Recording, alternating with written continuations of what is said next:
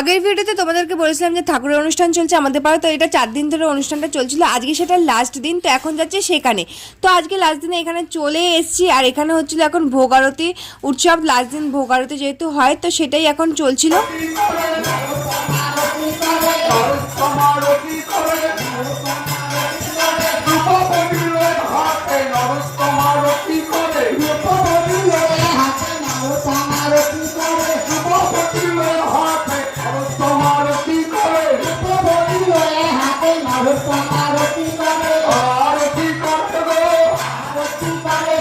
এখন হচ্ছে এখানে ভোগ আরতি, আর এটা যে দেখতে সামনে থেকে কি দারুণ লাগে, তা মানে সামনে থেকে না দেখলে বোঝার উপায় নেই।